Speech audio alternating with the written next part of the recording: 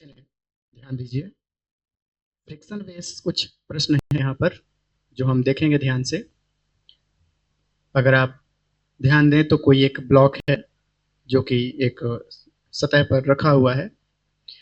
इसका मास 20 केजी है। Friction coefficient है वो 0.2 है। इस पर एक्सटर्नल फोर्स 50 न्यूटन का लगाया गया है। हमसे जानना चाहते हैं कि क्या ये ब्लॉक चलेगा।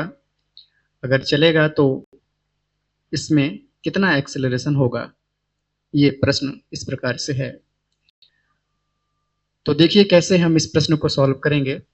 सबसे पहले हम इसका FBD बनाएंगे। जरा ध्यान दीजिए, ये जो डाटा दिया हुआ है इसे थोड़ा साइड करते हैं।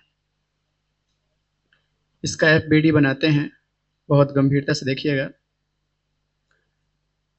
कुछ स्टेप करते हैं सॉल्व। सबसे पहले हम क्या करेंगे, स्टेप नंबर 1 में हम इस ब्लॉक का वेट निकालेंगे जो कि W होता है। कितना होता है, M इंटू जी। तो W की वैल्यू, M मास इसका कितना है 20, और G हम एक्चुअल 9.81 वैल्यू है G की। आप 10 रख सकते हैं, ठीक है, जब तक ना बोला जाए। आप 10 रख के काम करेंगे तो आसान रहेगा। एक्चुअल वैल्यू याद रखिएगा 9.81। कितना आ गया W, 200 न्यूटन।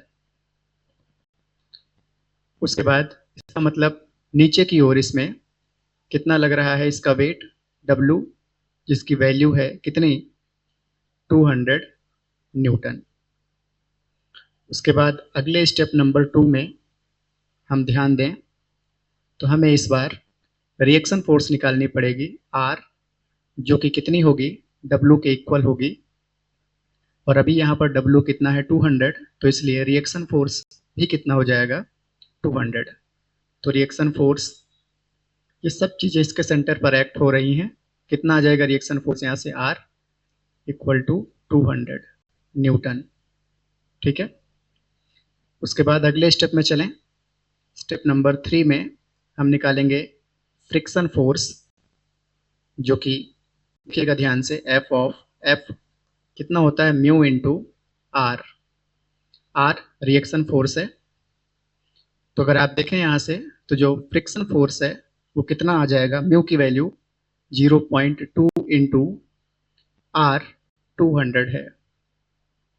तो ये वैल्यू कितनी आ गई, 2 डिवाइड बाई 10 इंटू 200, इसका पॉइंट हटा दिए तो ये 2 इंटू 20 मतलब 40 न्यूटन। तो इसे भी अगर हम यहाँ पर देखें तो ये, अगर ये बॉडी इधर मूव करेगी तो कांटेक्ट जो सरफेस है उस कांटेक्ट सरफेस में इस डायरेक्शन में कितना लगेगा 40 न्यूटन का फ्रिक्शन फोर्स लगेगा।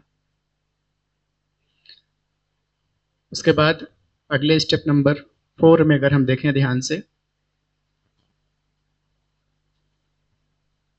तो क्या हो जाएगा, बैलेंस कर लें। F नेट फोर्स कितना होना चाहिए, मास इंटू एक्सेलरेशन होना चाहिए। नेट फोर्स मतलब इधर लगने वाले फोर्स को प्लस इधर माइनस, तो 50 माइनस 40, 50 माइनस 40 इक्वल टू, इस ब्लॉक का मास 20 केजी इंटू ए की वैल्यू हमें पता करना है। एक्चुअल में एफ भी एक वेक्टर क्वांटिटी होती है, एफ के ऊपर भी आप वेक्टर लगा सकते हैं। कितना आ गया माइनस करने पर, 10 इक्वल टू 20 इंटू ए।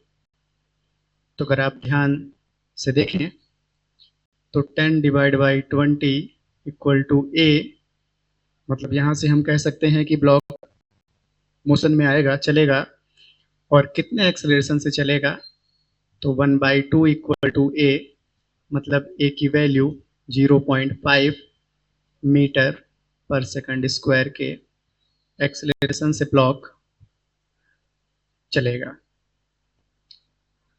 कोई दिक्कत यहाँ तक?